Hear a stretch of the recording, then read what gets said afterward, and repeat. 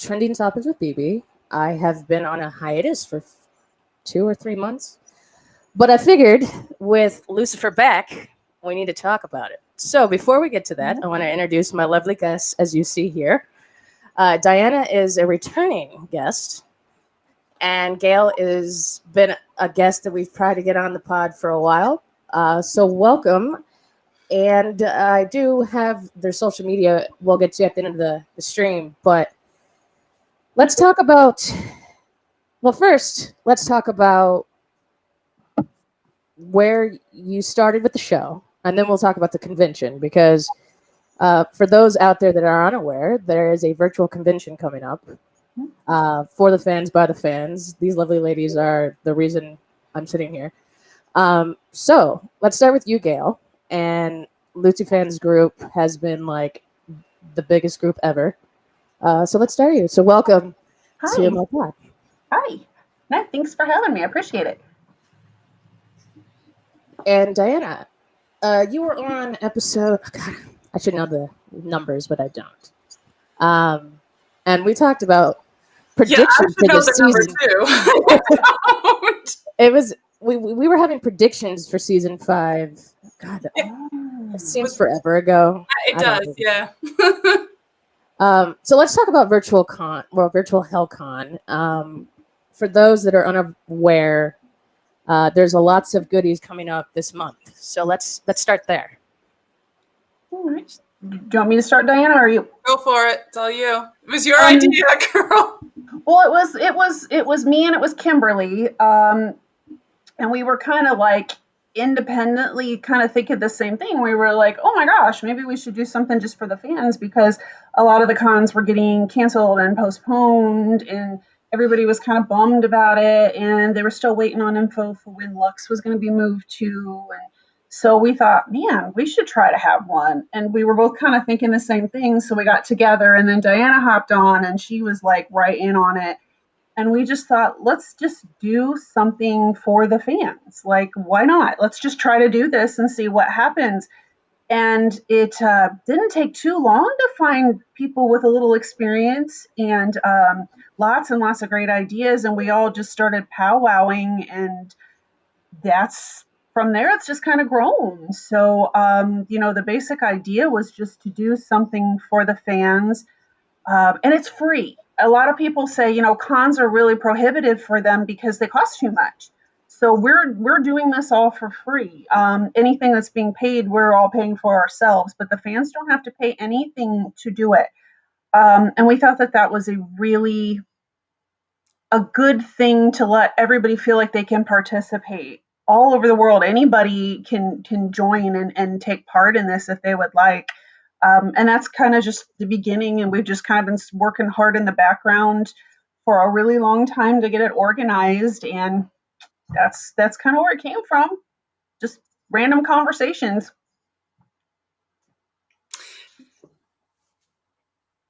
Go for it, Diana. We wanted to make sure that we, we're able to include as many fans as we possibly could. Yep. And that's not only, the fans that will, come in and watch and enjoy the panels and all the activities. It's the fans themselves in the panels that will be featured in the panels. So we've got, some from the US, we've got one from Australia, we've got the people all over the world. It's kind of grown like crazy. And there seems to be a whole lot of interest, so I'm hoping this is going to work. I thought it was a nice idea to hang out with your fellow fans, because I miss everybody so much. We never thought it would take, it would be this long in between, conventions and events. And stupid COVID. It's been a tough, year and a half, and hopefully this brings a smile to everyone's face, and hopefully they have some fun with this. We may not have the biggest stars, but we do have some really special guests. Yeah, so. We have some fun people. Mm-hmm. Yeah. Do you want to tell them, or do you want me to? Go for it. Okay, we've got John Tagg, and I hope everybody knows who he was. He played Chloe's dad. And we also have one of the people who's been in the background of a lot of episodes for several seasons, and his name's Tonicus McLean, and he played Uniform Cop number 17 a lot. Like he's in a lot of episodes. And he has a really interesting background, as John does also. And people can join and talk to John about different aspects of his life and acting. And Tonicus is going to tell everybody a little bit about his background and what it's like to be on set for a day, kind of like what it's like to show up and take part, especially during COVID, and be part of the action going on. So we're kind of excited about them. We have some other people. You want to talk about it, Diana? Sure. Well, we have Kristen Harris, who's going to be doing a video panel for us because her videos that she makes are just, oh my gosh, I love her dearly. There's so many talented fans who do that, but I really like her stuff. Beautiful. We have a photography panel with Lisa down in Australia, so that's going to be pretty cool. That's super early on Sunday morning, which would be like Eastern Standard Time. Yeah. So that'll be fun to talk with her about that. Her photography is really, really good. Mm-hmm. There's a cosplay and costume design panel with myself and Kim. Because for those of you who don't know, Kim is the one who made all those awesome Lucifer masks from Lily's design that you have seen the cast wearing. So it's pretty cool. And Kim's also doing a drink panel. Oh, that's right. Yes. Of course. He's got good stuff in the pipeline. Yeah. Issa will be doing a kind of like religion and imagery panel and how it kind of is with how you see it within the show. Gail will be doing a panel on kind of like the fandom overall and other topics like that.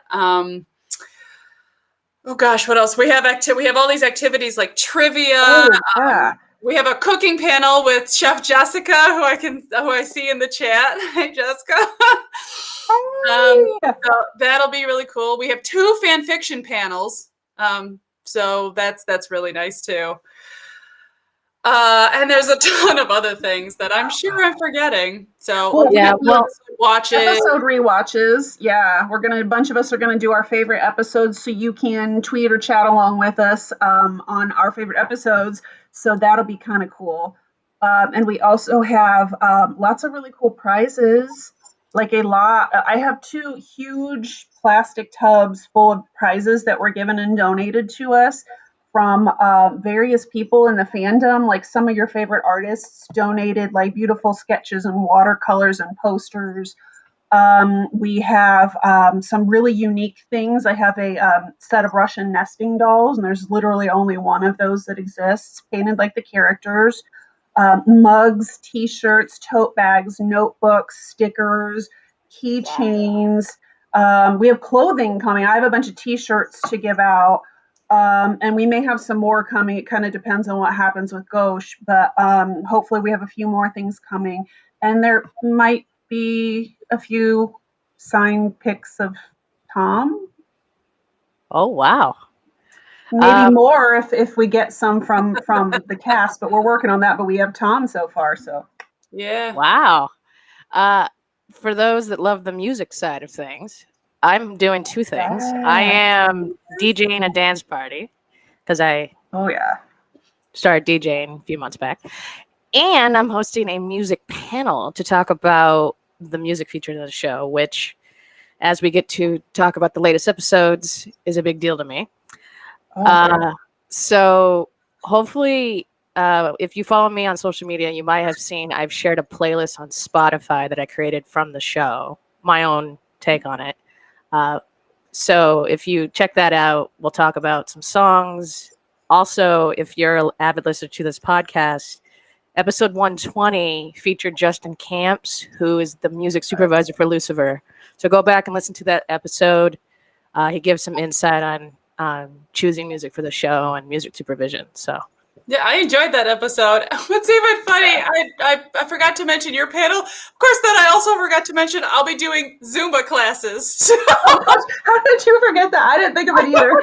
Because I just did my Zumba class earlier today, and I'm just like, okay, I don't need to worry about that for a while. Just like But put I it out of your got, mind. music from the show and 2 songs from the musical episode are going to be in there too. I was so excited. That'll be so much fun. Okay. So just one more time, I'm going to put the link up for those watching. Go to the website. All of this that we're talking about is listed there. Plus goodies and updates till the date will be there from these lovely ladies in the team. So definitely bookmark this. And you can show find up. info on the contests as well, the 3 contests, Yes. the fan art, cosplay, and fan fiction contests. Yep. Awesome. And for those that are listening to this episode, I will put this in the link description, the description of the episode once this comes out in audio form. All right. So what we've all been waiting for is to talk about season 5B in depth. Now, I have put a disclaimer up for those that have not watched this season in the last week. I don't know where you are in the world because it's number 1 on Netflix worldwide. Mm-hmm. But we're going to go into as much detail as we can tonight before we have to wrap it up. So, spoiler alert, but I think the moratorium on spoilers is over. Yeah. All right. A little bit, yeah. So let's just go episode by episode because it's just so much to take in. It really was. When I first watched it literally the morning it dropped, I was a little distracted because I was doing other stuff. And as I watched it the first time through, I was blown away each episode. Like the first one started out and it just was, the pacing is so good. And then there's times where I'm in tears. There's times I'm laughing hysterically. There's times where I'm like, my jaw hit the floor. It's one of those seasons where because they thought it was the end, they pulled out all the stuff and then went, oh crap, we have another season. Yeah. All right, so let's start with family dinner and God. Because that is one of the best scenes. Hi, Marina. Welcome, everybody. That is one of the best scenes. But can we just talk about Dennis Haysbert for being God? Because I know he wasn't Morgan Freeman, but he's right up there with being my favorite God because Yes. his delivery of some of the lines were spot on. It was perfect. And it Yeah. was so like he exuded the right energy for it. At least I thought so. I don't know if you guys agree. But it was so Yeah. good. I wanted to hate God so much, just on principle Yeah. alone. Couldn't do it. There's Yeah, no I way agree. you can hate Dennis Haysbert's God. You can't. Well, he just had this like such a gentle, Yes. it's gonna be okay vibe to him that I felt like it was because I didn't know what I was gonna think of him when he first came in. Yeah. I'm like, okay, this is gonna work. It fit really well with all the Yeah. kind of angst going on around him. Yeah, and it wasn't smug. I mean, it sort of was, but he walked that fine line perfectly. Mm-hmm. I think well, obviously at the end of 5A when he children was great. Yeah, Very but- gentle. The fact that they started 5B right where we left off was great. Mm-hmm. Yes. Yeah. And I guess the other thing that we should just get out of the way is Tom's performance as 2 characters. Where you hate Mike. I call him Mike now because but you love Lucifer so much that it's like and they're he's playing the same people. And at some times he's making fun of himself in the other character. It's so good. It's like so meta, right? Yeah. It's so meta. And I'm like, I want to be in his head when he does that, but we won't. Hashtag Michael is a dick. Exactly. I know how much you like that hashtag I too. love that hashtag. Did you guys sometimes forget that he's like one person? Like it's one actor? Like did it feel so like the characters were so different? Yes. That you sometimes forgot that it's one person. Oh yeah. Like I think that was great. Oh yeah. well, all the cast and the show should be getting all the awards, but Tom Oh, needs to God, get yes. some best acting nod somewhere because Mhm. the fact that it's him playing Michael, but yet the mannerisms between the two are the same. Or like are totally different, and then you're like, oh wait, he's like switching scenes probably in the day. Well, So that was probably so. I would think that would be like physically and emotionally almost really exhausting for him to do that day after day after day Yeah. after day, because that's a lot, like mentally to process the changes from like one character to another.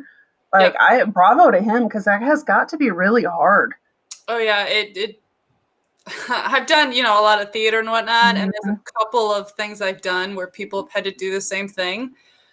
It takes a toll on you, and it's like, Mhm. okay, he has earned every bit of vacation that he got. Yeah, absolutely. Yeah, Oh. he was amazing, and he Mhm. deserves all the awards. I mean, Mhm. quick shout out to everybody tuning in live from Greece. Hello. This is intense. bye All right. everybody. Uh, All right, yeah. So family dinner. Let's talk about the family dinner scene because I know this is Gail's favorite. I can't. From Linda to Amenadiel to Lucifer to Michael to God at the I head of love the that so much. and the way they shot it, especially with that shot when they're passing around the food Yep. and Oh like God.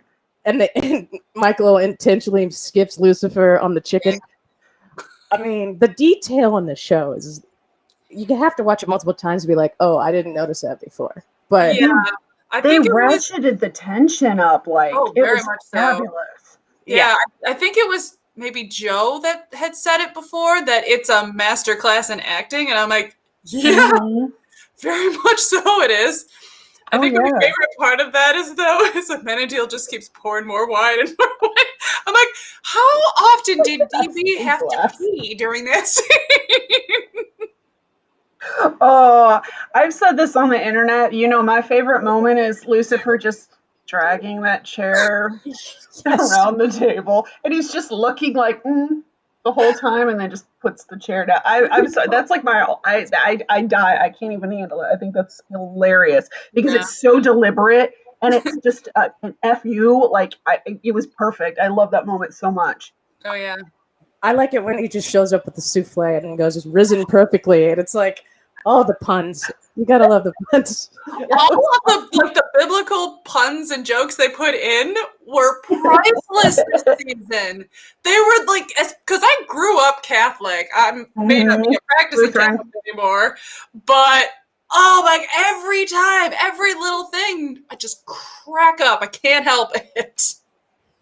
Yeah, and I think the other thing that I loved because I grew up doing a lot of family dinners growing Mhm. up, and like at family get-togethers, and I loved between Linda and Amenadiel the like how she tried to get out of it, and then God's like, sit down, and then basically was like, and then Amenadiel is like knows where she's coming from, is like, you were so close, and like, and then she says grace that I thanked him for shoes That's and for napkins. napkins. Well, and then God's like really cool with it too, and I'm like, okay. Oh, I'm gonna cry. I'm gonna laugh and cry. I'm It's so much. curious to know if she changed that up every time she said grace. Oh, I'm that's a really good curious to question. know. Oh, that's a good question for if you can get him in a con or anything or an Yeah, interview somewhere. That's That's what so I'm thinking. good yeah. because she is such a good comedian. I could see her She doing is. like ad libbing Oh yeah, she definitely is. it. Yes, DB's faces were awesome, Jessica. Just the little things in each character too, and it's Linda who's still the glue, holding everything Mhm. together. And even Michael, as much as he's a dick, he's Oh, just actually listens when Lucifer starts on his rant, and it's like, oh, maybe he really does want to know some of the answers to these questions. mhm. Well, And and I, I think we've all been to those awkward family dinners like that. And Yeah. that was what was like, it was so insane. And yet it was also so really real. Like just watching them, you could put yourself in different characters and how you'd behave in a similar situation. Obviously not with God, but with a parent. Oh man, it was crazy. I love that episode. Yeah, and I what I loved about the dinner scene too, and then as it develops, of course, Lucifer and Michael start arguing, and then God's wrath happens, and it's so like, yeah, like you're saying, realistic and relatable to like family dinners when things get out of hand, because it's just like, yeah, you have to bring it back to what it's out. But I just thought it was so well put together because it's a long scene. Oh yeah, very like much. 12 minutes or something like that. But I didn't get bored one bit watching it. So it it's went like, really fast too. yeah. Oh yeah. Like it was. You're done. Yeah, it was crazy how quick that, because it's like there's the build up to it, and then it happens, and all of a sudden it's like it's over with. And so much happened in that little bit of time. It was really like jam packed. Yeah, and I think the issue, well, it's one of these scenes that we've been wanting since like episode 1, is what's going to happen when God's at the table with Lucifer. And I just think it's great that it was like, yeah, there's a family dinner, but yet there's stuff that needs to be talked about, and again, relatable to my family. So, oh yeah, Marina, that's interesting. That's a good point. Yeah. Chip so, what was it? You got a chip so big, yourself actualizing. Oh, when I heard that, I was done. Yeah, it's the meta part of things that I was like, oh. Yes. All right. Oh shoot. We could probably talk about episode 1 for an hour, but let's go. Yeah. Episode 2, I would have to say, is, I know there's a lot of division out there amongst Lucy fans on musical episodes. Oh yeah. But let's just start with the fact that since season 2, Tom sang at least once or twice throughout the season, and it's progressed as the story has gone. Yes. And Ildy said in a bunch of interviews that ever since she found out Tom could sing, she wanted to do a musical episode. I friggin' loved it. I adored it. I'm a music aficionado, so that's part of me that drew me to the show, was the music. But absolutely. Yep. I think opening the show with the one song Tom's wanted since day one, basically, because he's sang it in a bunch of cons. Yes. Like for years, for the last few years that there were cons and he actually sang at a con, was Chris Isaak's I Want to Fall in Love. And for where the story was, to start that from the piano in the penthouse, I was like, oh, we're in for a ride. Yeah. Because that montage was beautiful. Oh, yeah, and the flashbacks. The editing, visual effects, everyone, that was incredible. Yeah. And, of course, I don't know, there's a bunch of reactions to the season from many people on YouTube already. Yeah. Oh, sure. But it's funny watching their reactions because we all have the same reaction in that scene with the montage flashbacks of being like, Decker Star, if you ship Decker Star. So that started, and then I think what I liked about the musical episode is the fact that it's like God, spoiler alert, losing his powers, so he's controlling everybody. Yeah. And because when you get to the crime scene and another one bites the dust starts, which we've seen that was leaked prior. Yeah. And it was so much fun. Yeah. I mean, and the fact that they got all the rights to all these songs. Yeah. Yes. I mean, well, and I wonder, and this would be a question that I could ask Ildy or we should try to find out. I'm curious if these are the first songs that they wanted or if they got the rights right away, or if they had to change, because it often goes that way. Like if you can't get the Yeah. name, you have to move down the list. I'd be so curious how many things they were able to keep as it was, or how many things they had to come up and go down and pick a different song. I really am Yeah, like that's a asking good Ildy that. question. That's a good question. Yeah. Well, I know their budget for 5 and 6 was like astronomical. Mm-hmm. So what you can Google that, and between season 4 and the ending, wow, there was a difference. But I wonder if a Mm-hmm. lot of it went to effects and music because Oh, I bet. I bet it did. I mean, I Yeah. think in his interview that he did the other day, Joe said the last episode of season 6 is going to be the most expensive. He did say that. You're right. I Yeah, was like, or something like that. I'm like, oh, this is going to be good. So it's yeah, probably largely effects, but that makes you wonder. Like after what we've seen now, then what's going to happen? Like, how much bigger can you get? Mm-hmm. all right. So let's move on to episode 3. Okay. I'm trying to get to all of the episodes because I know people that'll be watching this has a favorite, and like I don't want to brush over your favorite. So after the musical, then you get to the beginning of season or episode 3, Resting and devil face. yeah, and it's like it's great because that's the first time God's seen his devil face, and it's like this poignant moment when he's made himself human to be like, oh, it's quite frightening. I can't believe you see yourself like this. It's like a You're like, revelation "What, from God. It was kind Yeah. of it was kind of sad. Like that It moment was. was just it was really kind of like, oh, Yeah. and Yeah.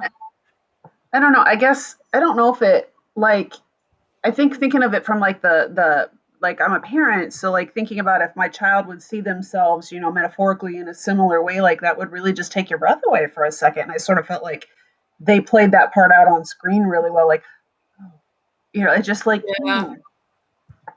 Yeah. Yeah. And I think another thing is poignant about that is just the point is that Lucifer always points out about his like God's mysterious ways and how he doesn't explain things, which is a theme throughout the season. yeah, and throughout the series. True. Yeah.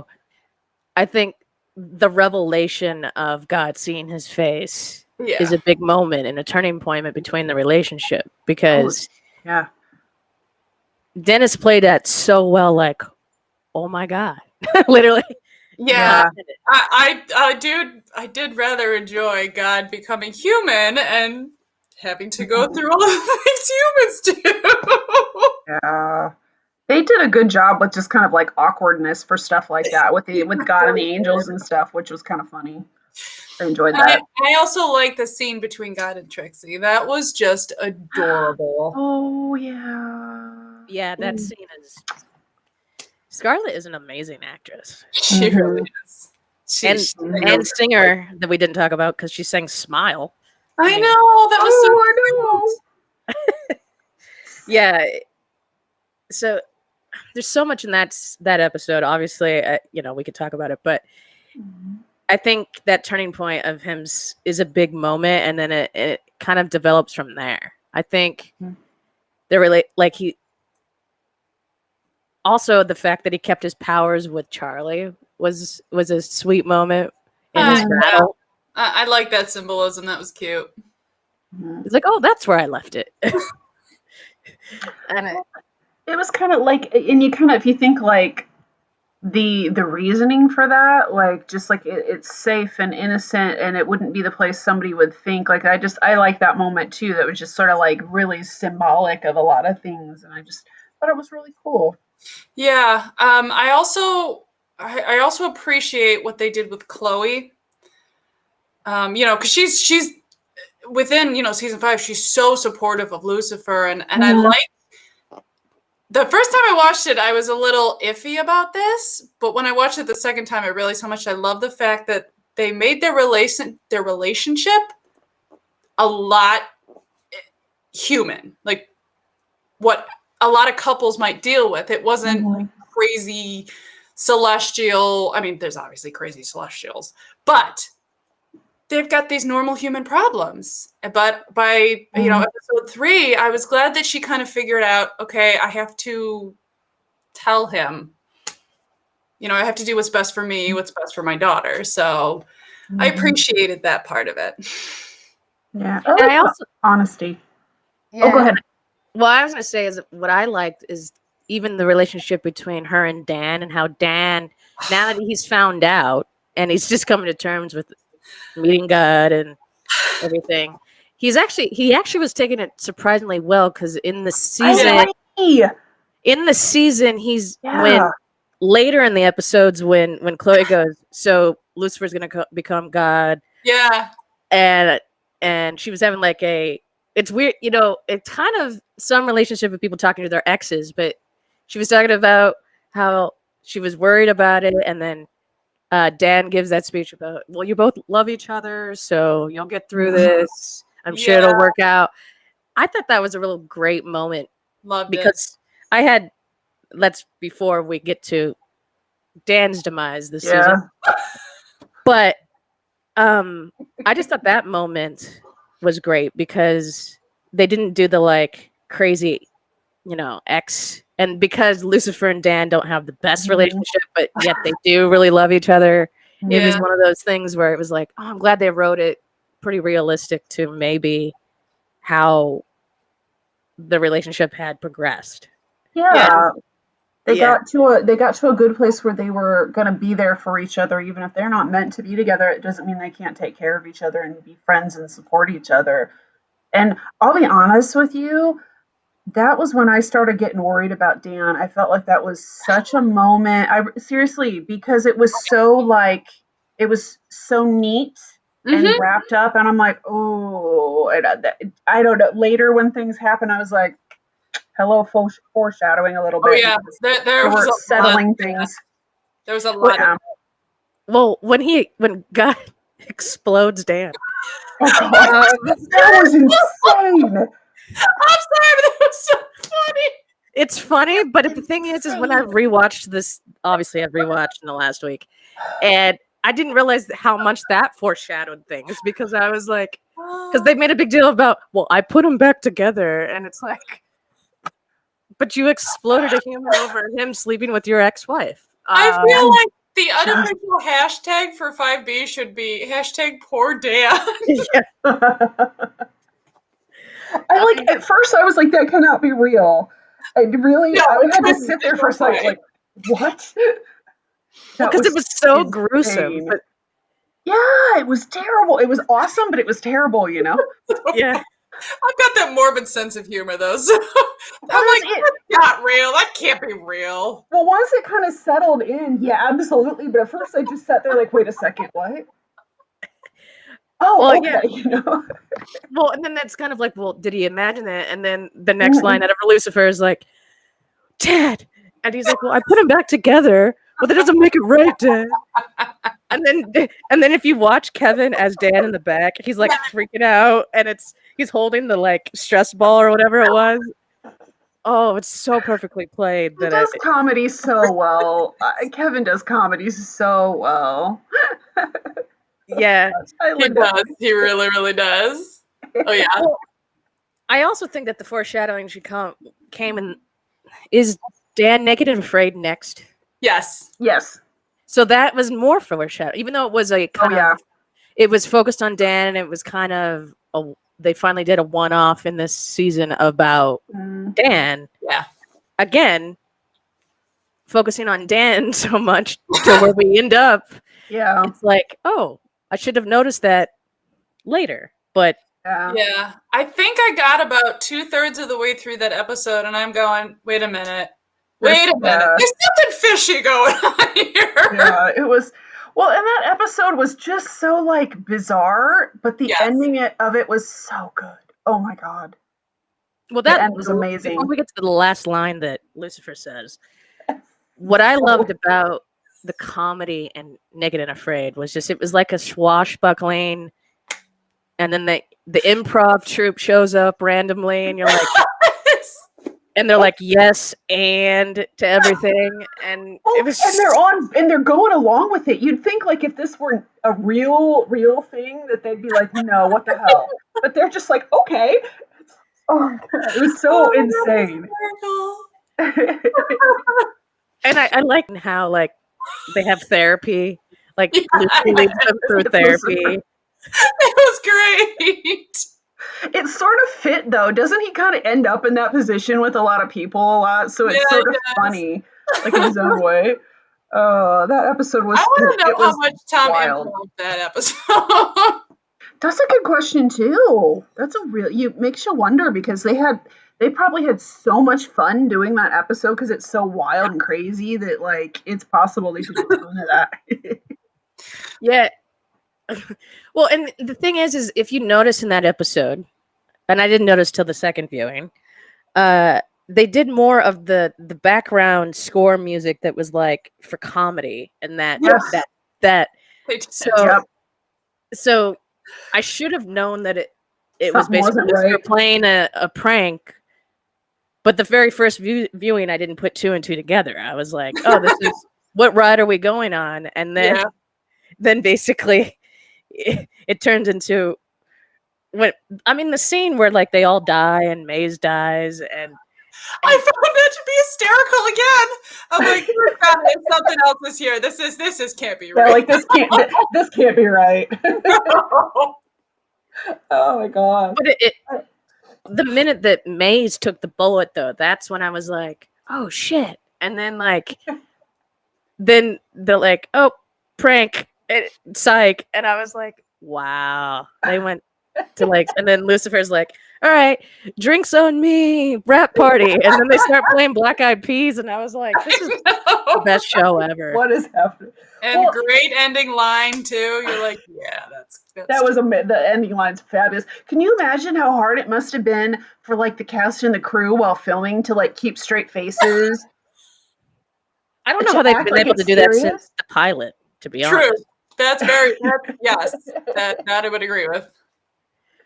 But I'd be that the scene worst. alone, though, that scene alone was, and with the score that I'm sure Justin had a hand in choosing, where it's just like this epic operatic, everybody's in slow mo dying, like Yeah. you've seen in every movie or TV show.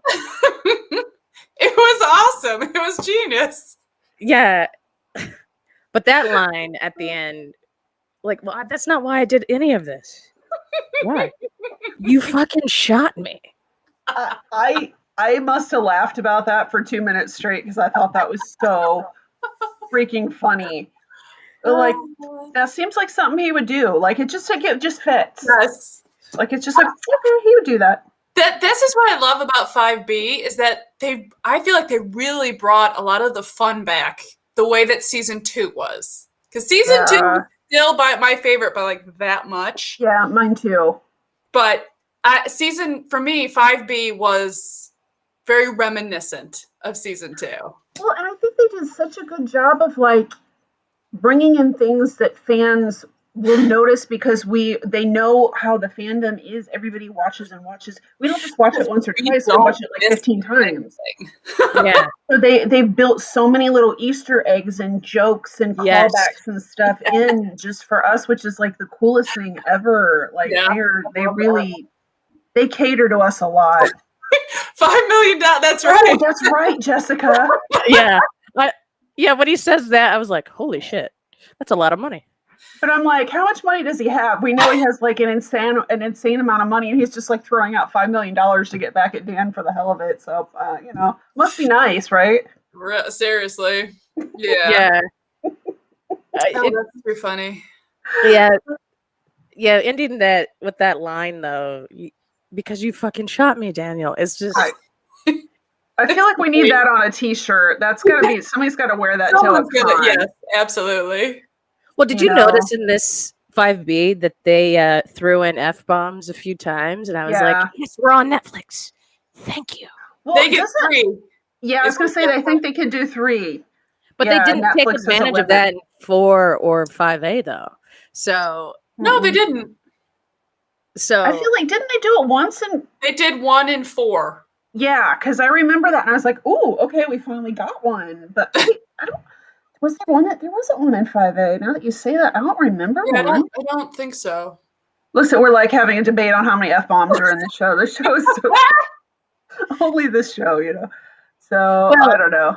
well, considering it started on Fox, which Yeah. thank God for the writers getting that. Okay, so we'll fast forward to the scene with the psychic, and she goes, "I'm giving a reading to an executive Fox," and then Lucifer goes, "Well, good luck with that." That was good. That was My clever. husband was sitting next to me when I was watching that, and I was like, "Ooh!" And I just looked at him and started laughing. He was like, "Huh?" Because he only sort of watches the show, and he was just like laughing. And I don't know. I was like, "Nice, Fox Yes, deserved that." yeah. I mean, all the little like the show. I don't. I've watched a lot of pop culture, and I think the reason why I fell in love with Lucifer was because of you can tell Joe Ildy and the crew, and now adding Tom as an executive producer, Mm-hmm. that they care about the drama as much as they care about the comedy, as much as they care about the storylines, but also because they're on, well, Joe and Ildy more than everybody else now is, lurks on Twitter and gets was getting feedback. They wrote, like you just said, to the Easter eggs and to the biblical references and to the callbacks of previous seasons, Mm-hmm. because this show has been resurrected more than probably any show in history. Yeah, really. Thankfully. And it's so symbolic of the show. Yeah. It really is. It really is. Mm-hmm. So it's just the parallels between the cases, between the storyline, and the actual show itself.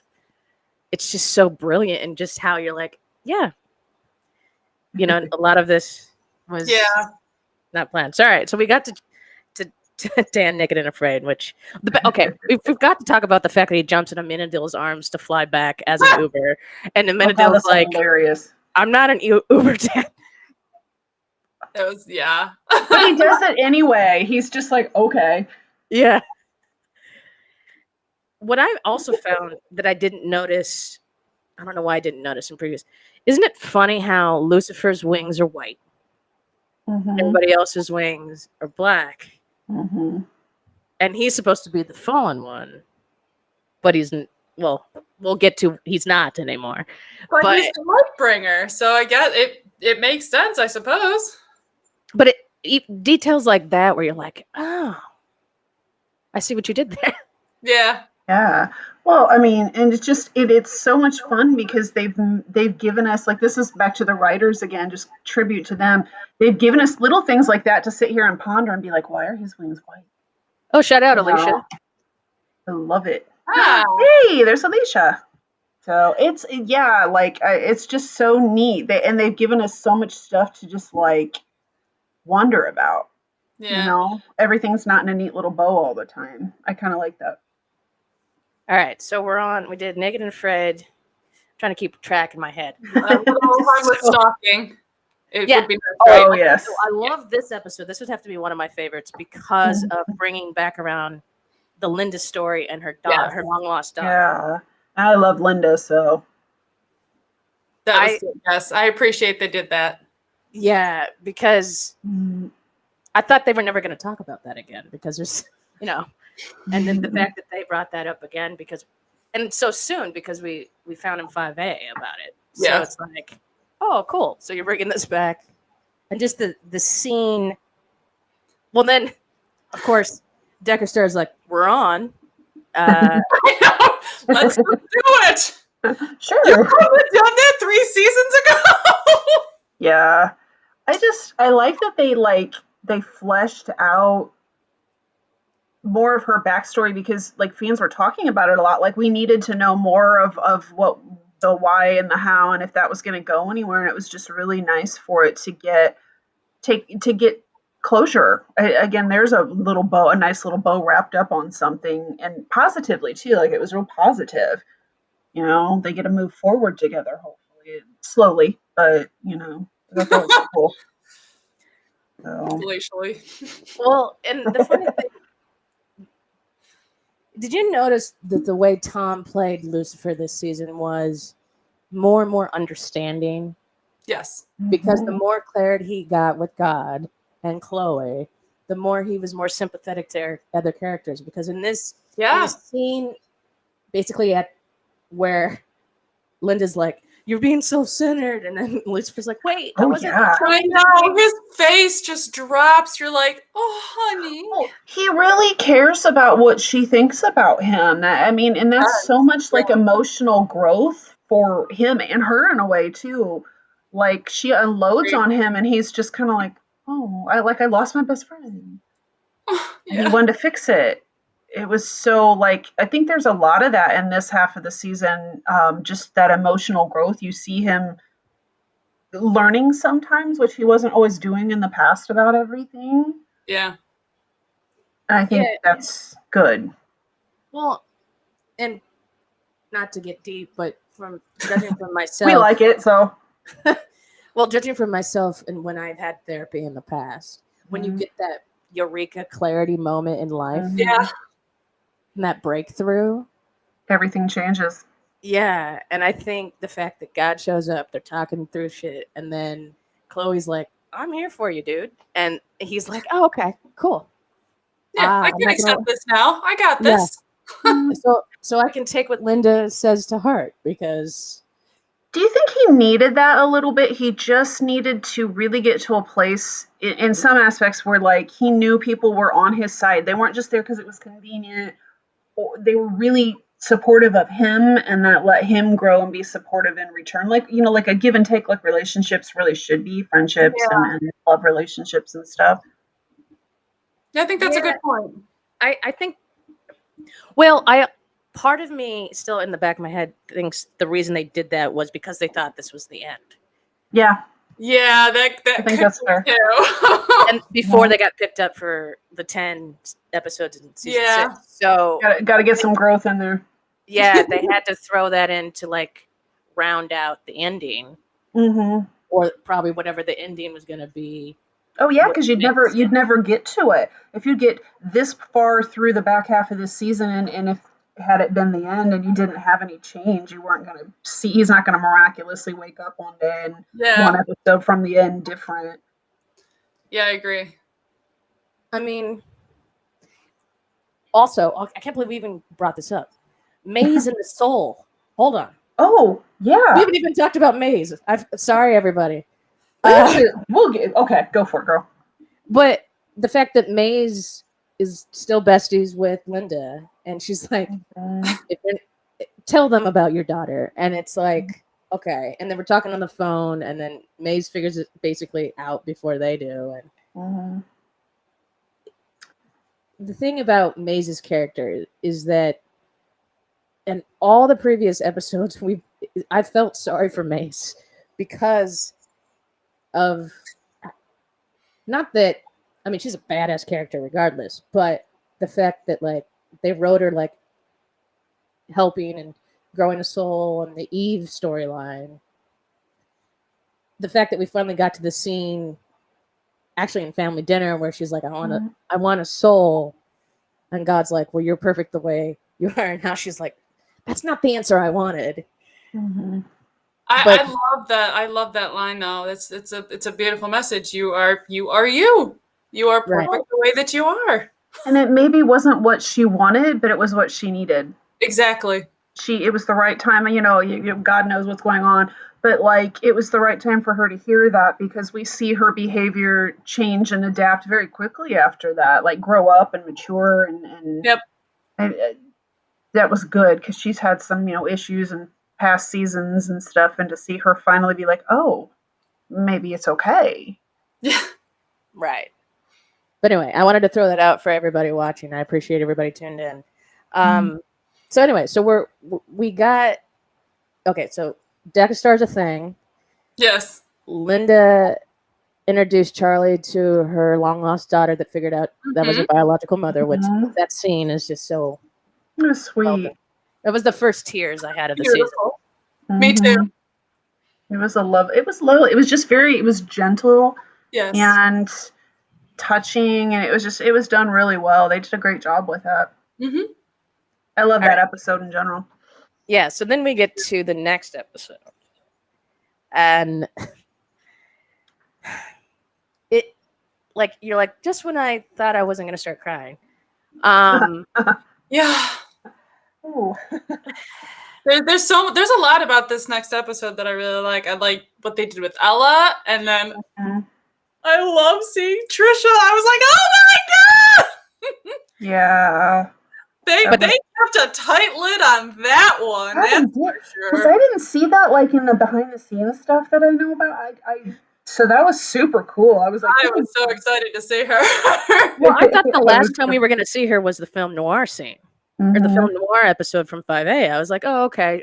And then because I do follow Trisha on social media and she's been doing a bunch of other projects, I was like, they're probably not going to bring her back. Well, And and they did.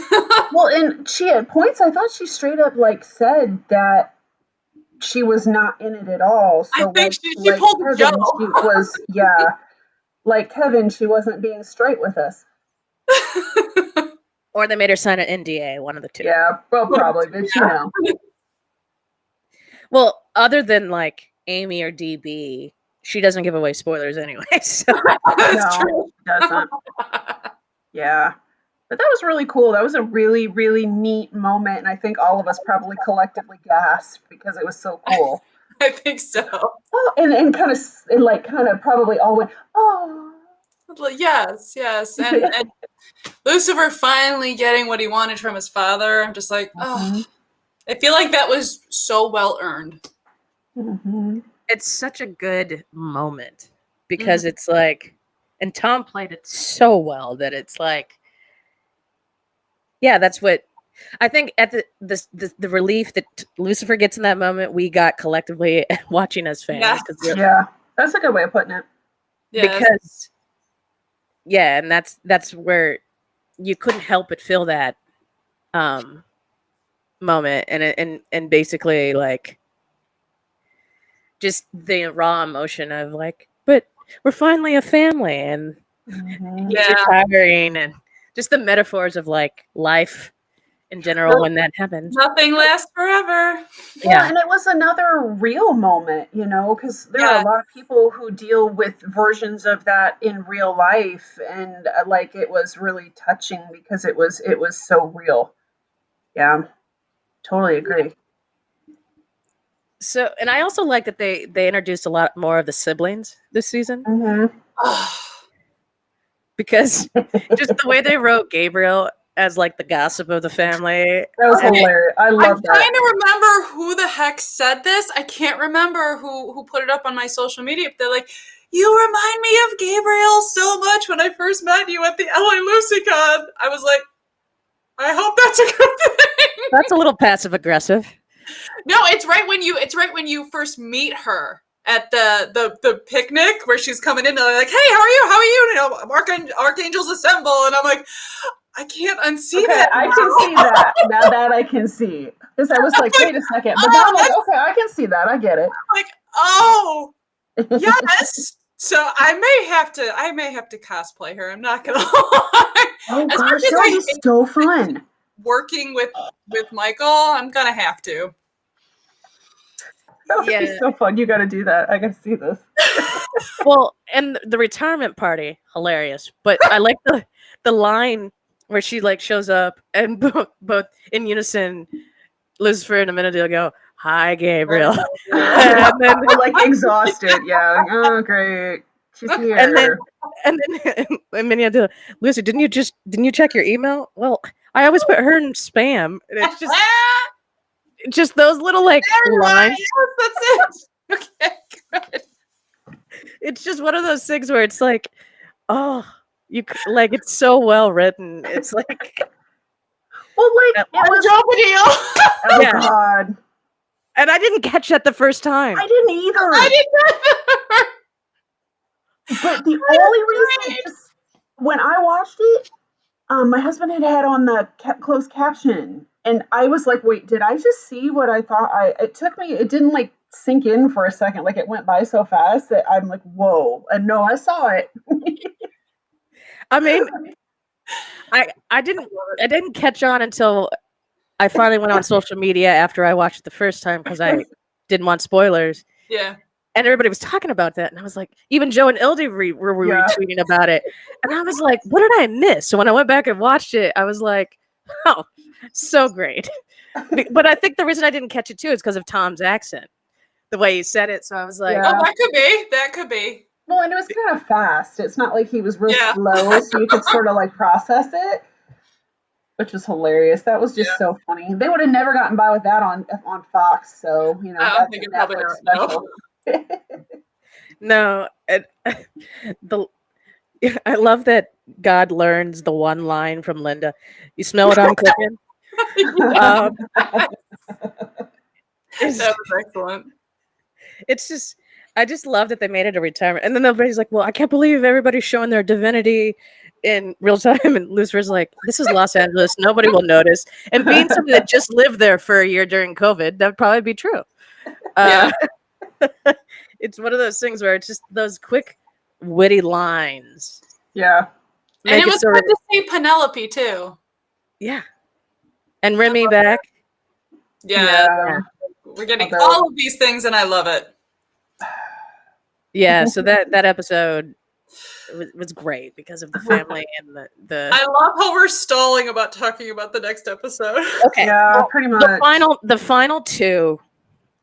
Okay, let's just get into it. Okay, the final two. Yeah, I feel like we have to go. Where's my I Kleenex? will say the moment, spoiler alert, everybody, when Dan dies, my jaw hit the floor because I didn't think it was going to go there. I thought he was going to escape, and the fact that they Rob Benedict from Supernatural played that Yes. so well. I'm like, you bastard! Chuck.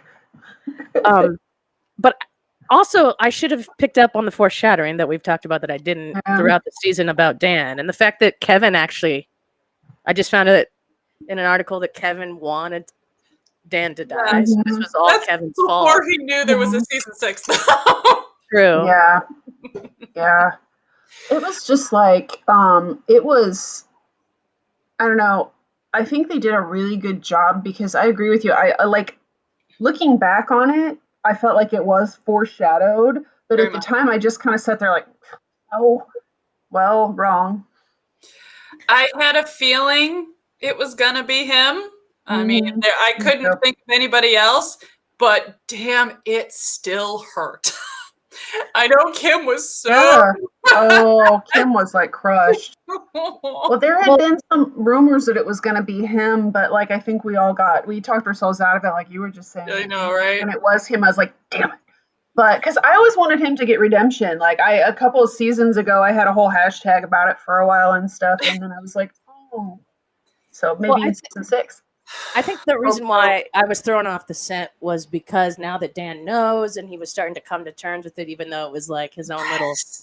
I know he has guilt from all this stuff, and they talked about that in Naked and Afraid, right? About Palmetto Street. But I just didn't think they were going to go there because they're like, well, they've revealed it to Dan. Dan's had his moment with God. God said, I'm not going to explode you again. Have a nice life. There was too much. There was just too much in this season that it didn't point to like. Well, it seemed like it was like almost overkill for it. That's like it. Foreshadowing, like, oh, okay, well, they're trying too hard. It's not going to be that. And, well, it's and spoiler alert for season 6 from all the behind the scenes stuff. The very first time I saw him in that episode wearing that jacket, I was like, oh crap, this is it, isn't it? Because in season 6 behind the scene footage, that's the only flippin' jacket he's wearing. Yeah. Well. I was like, oh no. Oh my gosh. Yeah, it makes you think. I've never cried that hard. I mean, because it was one scene right after the other. He gets shot. Chloe finds him. Hospital scene. Funeral. I'm like, I can't handle it. I can't do it. Yeah, they piled it on. Oof. Yeah, I think. Yeah, well, not only my jaw hits the floor when he gets shot, and then Chloe finds him, and I'm just like that moment, and then the hospital scene when they say no, we couldn't save him, and all of them, and May's crying, and then when Trixie joins, that moment with Trixie being like, "Where's Dad? Where's Dad? Oh, He's gone. Trixie with Scarlett with Lauren German together. I was there. If you don't cry at that, well, you might be a little dead inside. So. Did anybody speaking of that scene? I didn't notice till rewatches, but the two people when she goes up to Lucifer and she's like, "Lucifer, you don't lie. Tell me he's alive." And Lucifer goes, "My first time he in a term of endearment to Trixie, by the way, my dear sweet child. Yes. I can't lie." Mm-hmm. And then do you think the two people behind him are Scarlett's actual real parents in the scene? Oh, that's interesting. They did kind of look like her, didn't they? Like, because from what I understand about child actors and stuff, sometimes when there's a scene that heavy, they like to have parents or guardians on set, and sometimes in the scene, but like, I don't know. That's my convention question. Because it's like, because the woman sitting there, she's like actually crying, like in the background. If you rewatch that scene, like somebody in the chat is saying they might have noticed that. Great catch. I didn't until I rewatched. This close to IMDb'ing it right now because I'm dying to know. That's such a good point. Yes, I hope she got many hugs. I'm assuming all of the actors hugged her too. Oh, Marina, you're so right. I agree. Oh my gosh, that sweet little girl needs hugs. Right. But, I don't know. Scarlett is such a professional. I mean, she's such a talented little girl. Yeah, I don't know. I just noticed that in rewatches. I didn't notice That's a good question, though, Brooke. That's a really good question. That's a great question. Because that seems so heavy and like everybody's crying.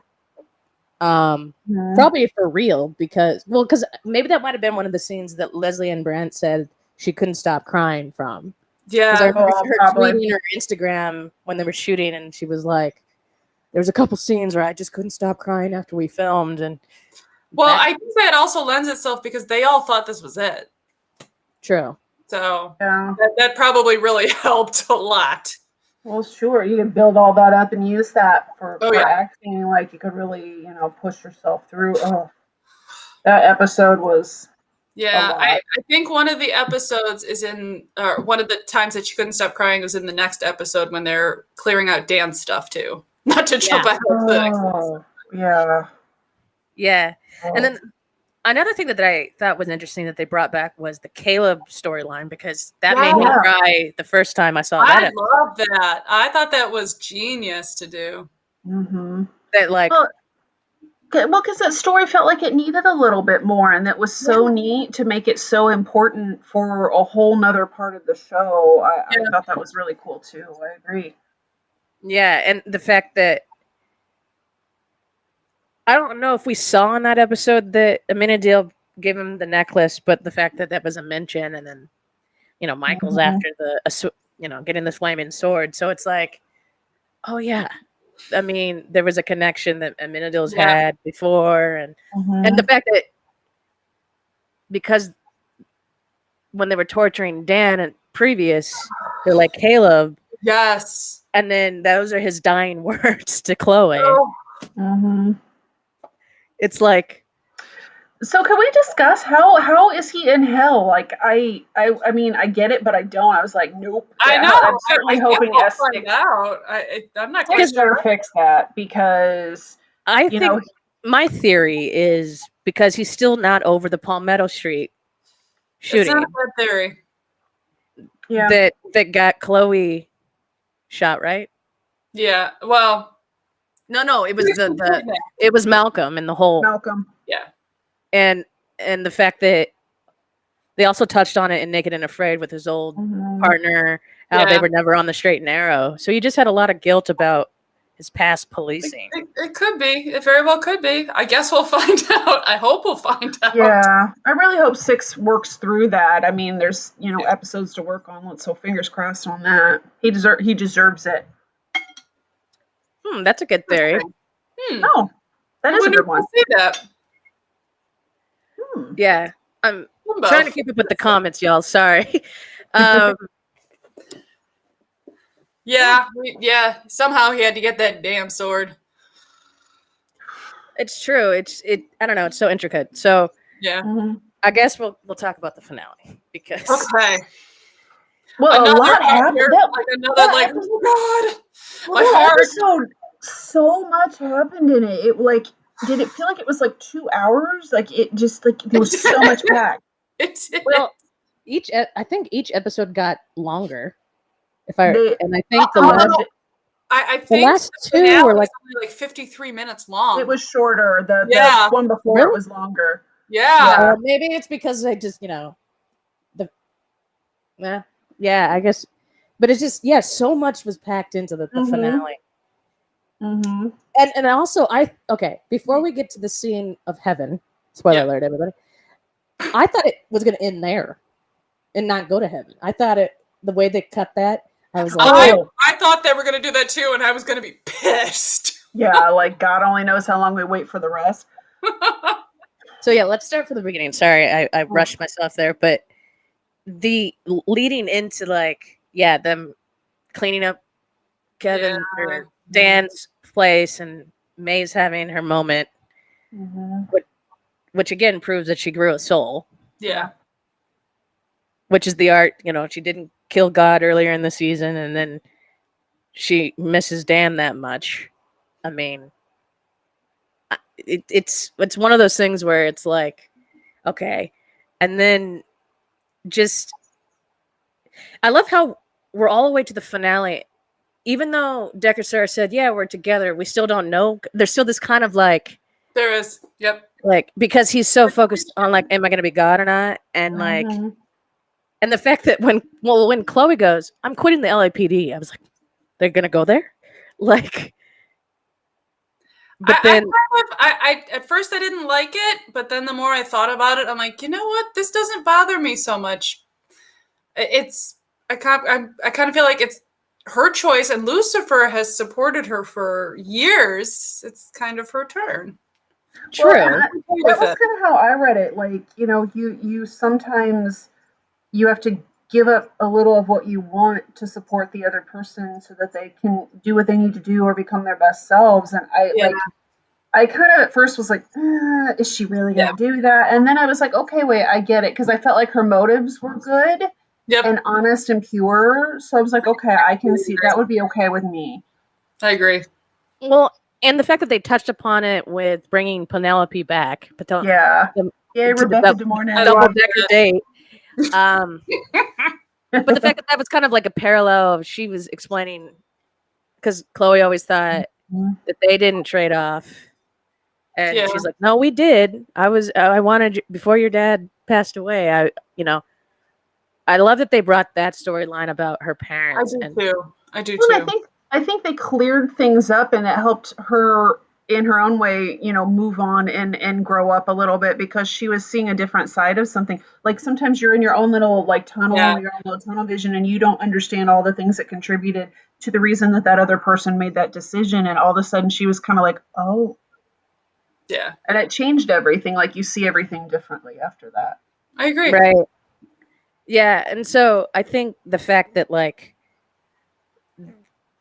then Chloe's like, I'm just going to help you in every way I can to Lucifer. And Lucifer's like, you're not going to fight with us. And she's like, and then Mace is like, well I'll give her a blade. We're going to go. And how did they not think about doing that, melting the blade down into bullets sooner? I didn't think about it until it happened. Until she shot to the next scene, and she shoots them. I'm like, oh, that's how she's going to. Yeah. I'm like, that's good. She's like, I got this. And I just love that they shot at the Memorial Coliseum. That wasn't their initial, right? I guess their initial site for it, but because Stabby had to redo stuff,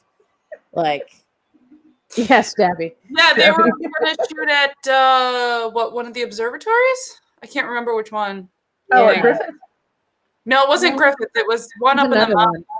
I can't remember the other one it was, but there were fires around it, so they couldn't do it. Oh yeah, the fires. Yeah, you're right. But I think the Coliseum was great. I think it really worked. Mm-hmm. Because it it gave it an epic sense in a lot of ways. Like, Yeah. you're having like a fight to like a gladiator fight to the death in a coliseum kind of thing. It made it monumental or something. Oh yes, there were so many good effects within that last big scene. You're like, holy cow! Yeah. And the score, I think, me bringing up the music, of course, the score during the fight, between Michael and Lucifer in the air, Mm-hmm. and how using, I'm gonna get really nerdy with music, but it's a minor key, so obviously you're like, Yes. what is happening here? And you're just like, okay, come on, Lucifer, kick his ass. Well, And that you're just- ratchet a minor key's going to ratchet up the tension too. So I Yeah. mean, that really helped. Which I agree with you. I think that was Oh yeah, it was perfect. fabulous. right. Oh, we'll get there, Linda. Don't worry. Okay, so let's get to the battle whole scene where they show up with the plan and they're there and all the other siblings are there. And the fact that they whatever just so they could get a Game of Thrones joke Of course. with Michael dressed in whatever he was dressed in with the shoulder, the actualized shoulder. Yeah. Is winter coming? And then just the silliness of can't touch this. Hammer time. I was so happy at that moment because they referenced that like in what the fourth season Yeah. in that I case, think so. Yeah.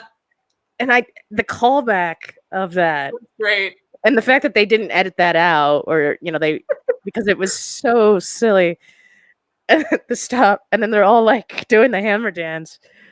I could not stop laughing because it was It was perfect. It was absolutely. It was like the perfect way to ease the tension a little bit. There you go. Yeah, I needed that little break for a second because it was so absurd that it was amazing. Like sometimes things are so ridiculous that they're just perfect. I'm glad they didn't cut that. They were thinking about it. So.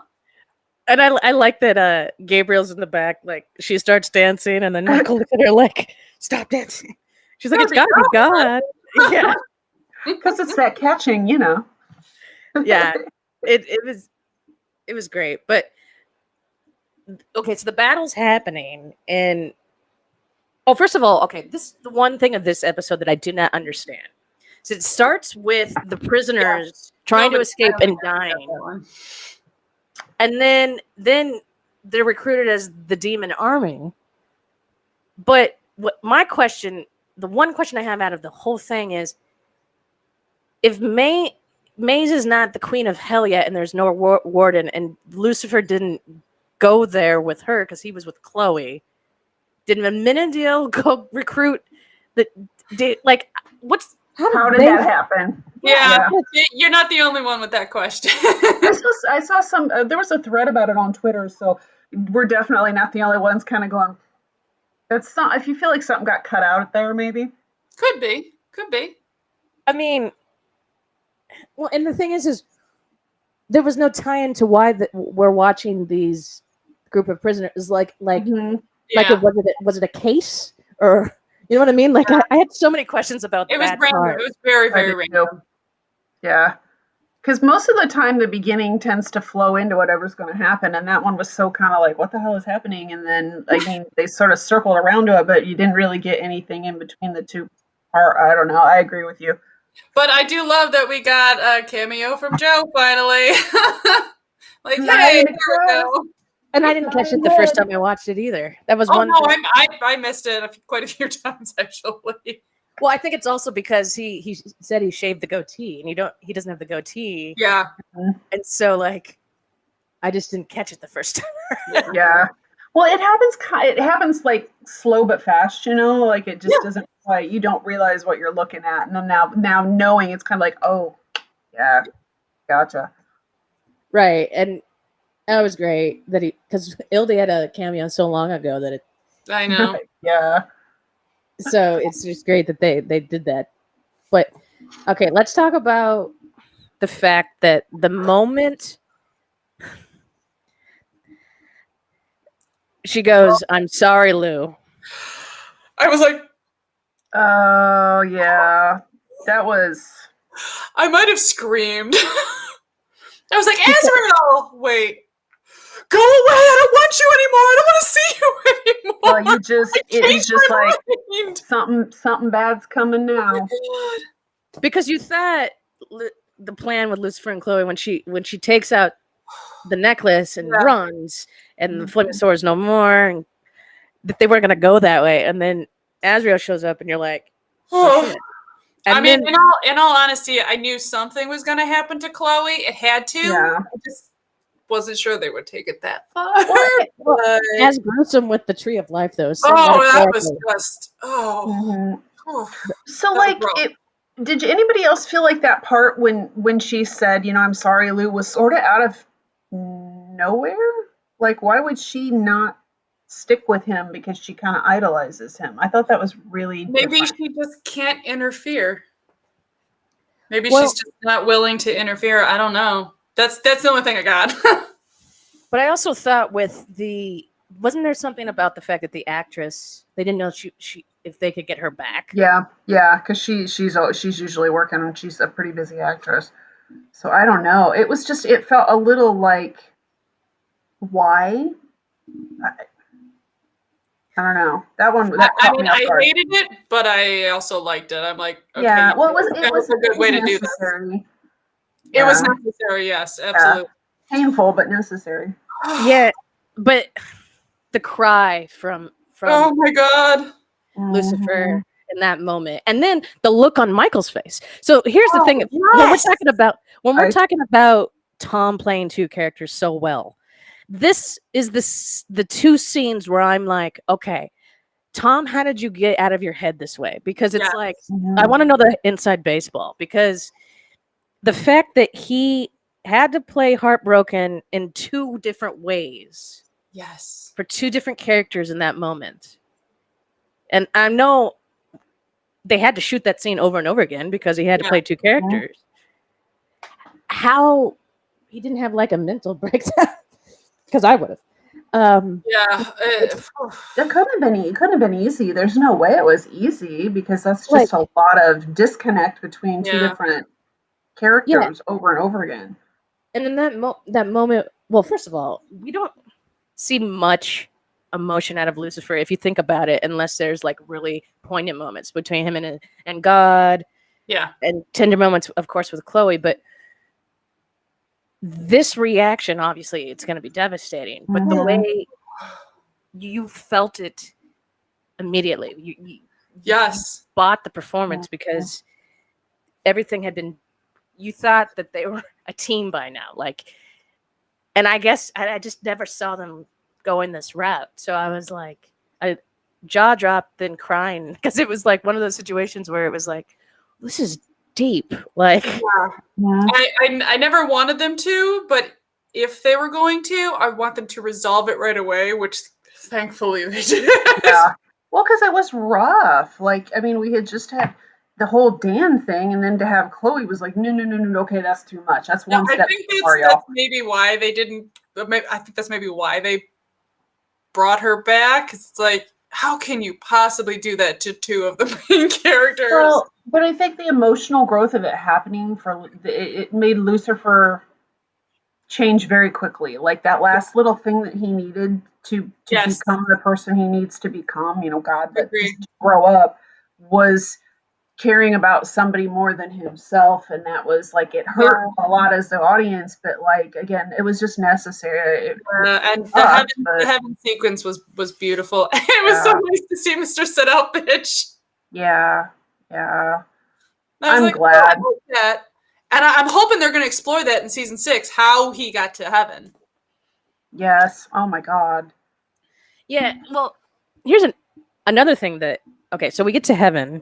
Yes. And she's having egg sandwiches with her dad, played by Leslie Ann Brandt's real husband, who was her dad before.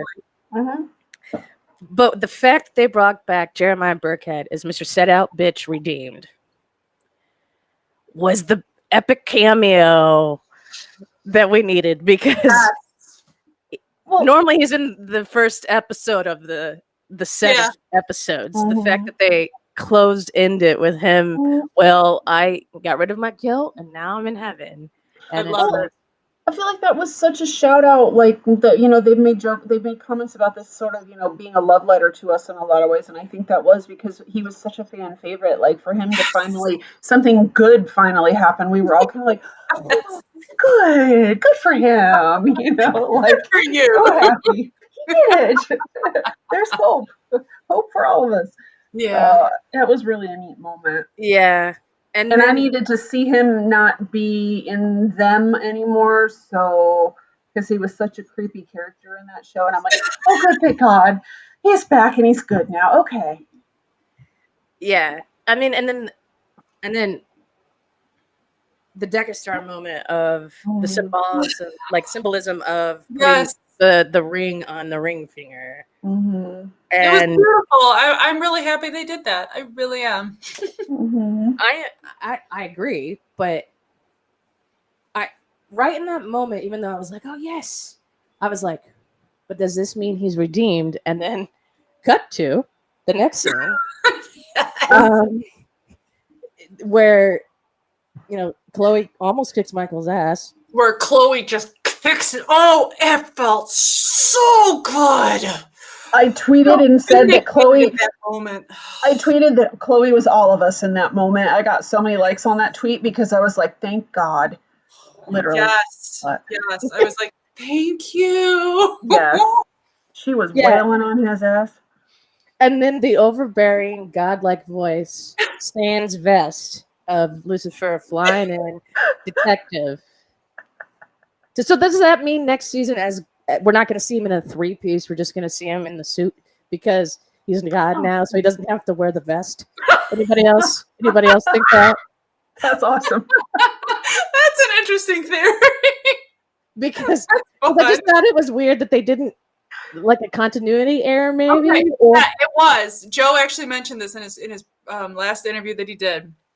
okay, A fan asked him about this, and he goes, "Yeah, that was just something we forgot because of the COVID shooting and everything like that." So he freely admitted, "Yep, that was our oversight." I'm like, Mhm. I was happy that he actually told the truth on that one. I was like, that's kind of cool. I mean, It no makes it matter even what. better to me. Yeah, but my Mhm.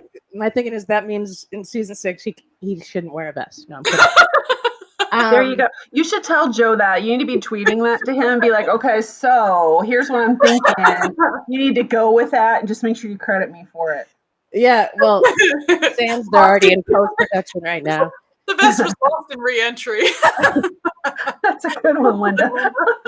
because everything else. Well, they got everything else like the same pocket square, but I was like, he's not wearing a vest. Oh, Anyway, that damn suit of death. I was like, suit but of I mean doom. that moment though, where he takes the sword from Yeah. Chloe, and then reassembles it, and you think he's going to kill Michael, but then he just chops off his wings and says, JK, the one thing I've learned on Earth is everybody deserves a second chance. And it's like, dropped Mike. And it's just bookends the whole story because it's like, Mm-hmm. and then them all bowing, including Maze and Eve. Mhm. Yeah. Yeah, Chloe was the only one, and I was happy about that too. Mhm. And then the oh my me line is the best ending line. I'm glad So that they chose that one. I know they were feeding him a whole bunch of different lines. That one will be on T-shirts soon. You know, it's gonna Oh, be yeah. that's gonna be a fan favorite T-shirt somewhere. And the song that they chose to end that one by Mhm. Clergy, I was like, Yeah. yep, I'll be listening to that one quite a Oh while. yeah. You know, I thought it was really. If you think about like him cutting off Michael's wings, it's almost like maybe he now thinks that Michael needs to learn some versions of the same lessons that he did. Like it's sort of like it's your turn now. Like I had to go through this whole thing to get to a point where I was become my better self. Okay, well, here's your second chance. Now it's your turn to go through the same thing. I was kind of like thinking through all the things that cutting off the wings could mean, and like that's kind of what I settled on at the end. I don't know. Do you guys Absolutely. think something else? No, I agree with that because it then harkens back to when Lucifer cut off his own wings Mhm. multiple Yep. times. Yep. And Yep. And then also harkens back to the conversation Amenadiel has with Linda about how Amenadiel still thinks the angels are better than humans, and how she's like, Oh yeah. "But you have a mortal son now, so chill, dude." Fly that shit to the garbage. Yeah, yeah. So I love Linda. every I think the reason why the show is so beloved is because every character and storyline is interwoven so well. I Because yeah, we ship Decker Star, but we love Amenadiel, we love Maze, we love Dan, we love Ella. Yep. I mean, in season 5A, when Ella's boyfriend turns out to be a serial killer, Poor the very Ella. first time I watched it, I didn't see that coming. Oh, I actually, watched it. I'm usually not that observant, but I saw it. I saw it coming. I was like, I don't trust. It was too perfect. I kind of did too. Yeah. Which sucks because she deserves better, which, we know that's a discussion for another day, but yeah, I agree with you though. I think that they're so good about like taking a lot of complicated characters and everybody kind of fills a niche and plays their part really well. Like they do what they need to do and we can each find something to like and identify with all the characters and sometimes you can see bits of yourself in them. I think that like I feel like they're good choices for actors, which we know obviously, but they fit their parts and they play their parts really well. I like that about them. I agree. Right. Yeah, I mean, I think that I'm so happy that like Netflix picked this up because as a person that's been a cord cutter for so many years, I would have never found it, to be honest. Me neither. Because I didn't find it till it was on Netflix. And then I came to the convention and met you ladies. And and there's been so many great qualities of people loving the show and the themes and the conventions and the virtual con coming up and us being able to talk tonight. It's like, as much as I'm like, yeah, this is just a TV show, why do we still love it so much? But it's judging from the comments and everybody tuned in and everybody that will listen to this as a podcast, there's a reason it's number one on Netflix worldwide right now. Yeah.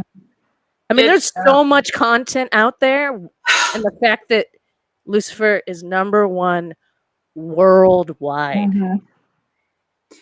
And the camaraderie of the fandom, it's beautiful. I cannot imagine life without it. I don't want to. Yeah, I mean, I hope conventions continue. Like, now that we're getting back into normal life and stuff's being and rescheduled and stuff, I hope conventions continue, even though that everybody else is on to different projects. I hope Tom and the cast comes back and Joe and Ildy. So. Because even though the show won't be on, I still think between them, obviously they've talked about how them as a family and as a cast and crew, but us as fans and how we've basically saved the show multiple times. Well, it's like, all of this from a show that like Fox just sort of kind of quit paying attention to after a few years, and it's kind of become its own thing now. Like Netflix picked it up and it just keeps, coming back and coming back and coming back. And it's something that you're not going to see. Like that phenomenon isn't just not, it's not going to just keep happening. It's so unique. And I think that that's why the fandom is kind of unique too, because we've been through something that like just doesn't happen. And now that it's just getting bigger and bigger as the show, like you were saying, is more and more popular since it's number one.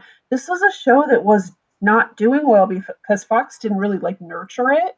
And it gets to Netflix, and that just shows you that there's more audience out there for shows like this if some network or some streamer or somebody gives them a chance to grow. And we're just in this really unique place that even when the show is done, it's not just going to go away. It's a life of its own at this point, and it's been wild to watch this happen. Like from what it started out as is to what it is. It's just the changes. It's crazy. It's just I can't even describe it because it's just so well because I didn't expect it to ever be like this. Like I didn't. I really didn't. I mean, oh, it's a fun little show to watch. You know, hopefully it stays around for a while. And my God, look at it now. It's crazy. Yeah. And it's still here, and it's just getting more popular. Do you guys remember at Alicia. no, that was well said. Now, do you guys remember at LucyCon LA when they told us that it was gonna be 16 episodes? Do you remember when Leslie Ann was like at her panel was like, yeah, we start shooting it in 2 weeks and it's gonna be 16 episodes all because of you guys, and we were like, holy shit.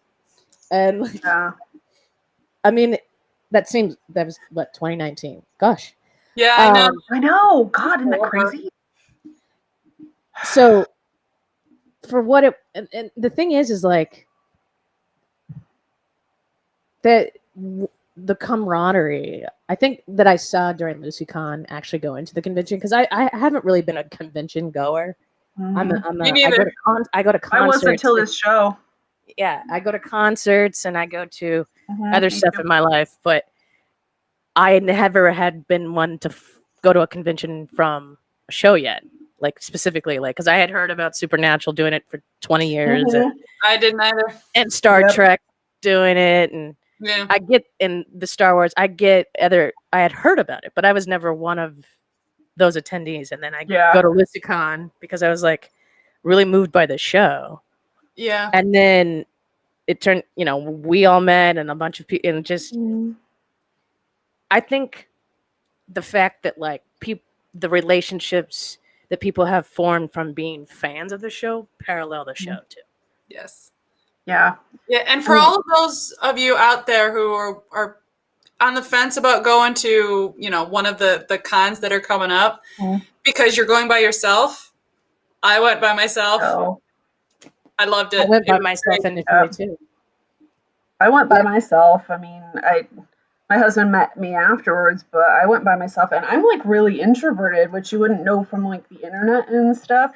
So that kind of stuff is really hard for me, and I enjoyed it. It was so nice to get to see you face to face, to find to learn who you were, to put names with screen names. Like, you'd never think you'd get to do that, and it was just so neat. It felt really real, and I'm glad I went. I know you guys are too. It's a little scary to put yourself out there like that, but it's really worth it. Sometimes you take a chance and it works out really well. All right. Well, I've kept you ladies too late, I know, on the East Coast. So I want to wrap this up. Thank you to everybody that has been watching this live and all your wonderful comments. And this video will be up and replay pretty much as soon as we end on Twitch and YouTube. But I do want to flash up Diana's social media for y'all to follow if you don't. Follow her. She's fun. And then also, Gail is Lucy Fans Group. Gail's awesome at every level. Thank you both for joining. Oh, you're awesome. Thank you for inviting us. It's good to see you. I know. This stuff always makes me nervous, and you made it like so much fun. It's so chill, and I really enjoyed that. Great. I'm glad. So this audio will be up Monday, which won't make sense to the audio people listening, but hope everybody enjoys, and be safe out there, everybody. Let's see each other in the future. All right. All right. Night, everybody.